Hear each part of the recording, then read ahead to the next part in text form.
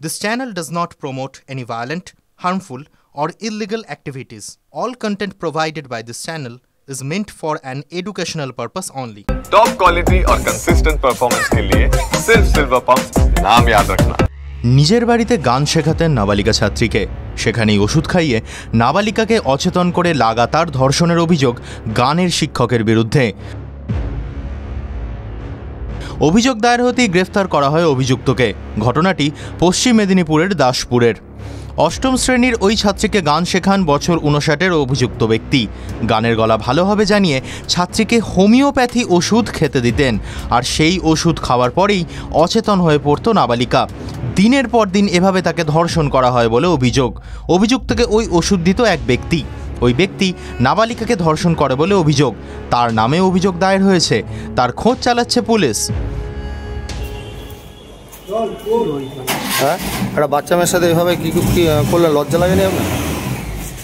হ্যাঁ, স্যার তো বলেছেন সব কিছু ঘটনা, ভুল হয়ে গেছে আমার। ভুল হয়ে গেছে? আপনি তার বাবার থেকে বড় তো? কতদিন ধরে এসে করছেন? হ্যাঁ, কতজনের সঙ্গে করেছেন? নিজেদের লাতনি আর কি, লাতনি হয়।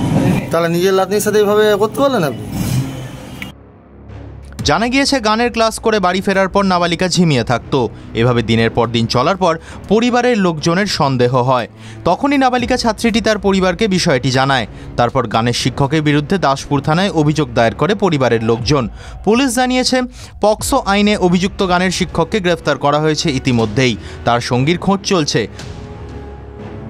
সূত্রের খবর, পুলিশের জিজ্ঞাসাবাদে নিজের কৃতকর্মের কথা স্বীকার করেছেন অভিযুক্ত গানের শিক্ষক। এদিকে পুলিশ তাকে গ্রেফতার করার সময় সব অভিযোগ অস্বীকার করেছিলেন ওই গানের শিক্ষক।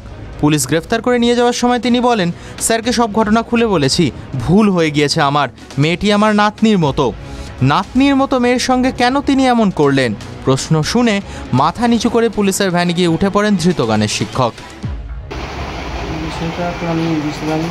আপনি বুঝতে পারেননি?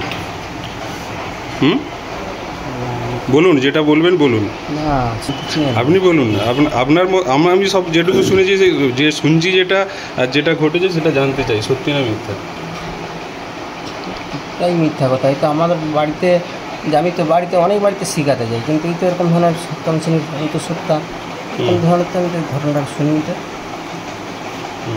কেন এইরকম ধরনের মানে আপনি যে মিটিংয়ে বসেছিলেন যে? না, সেটাও তো হয়নি, মিটিংয়ে বসা হয়নি। মিটিংয়ে বসা হয়নি, কোথার দিকে এইসব? আচ্ছা, ঠিক আছে। TV9 Bangla digital.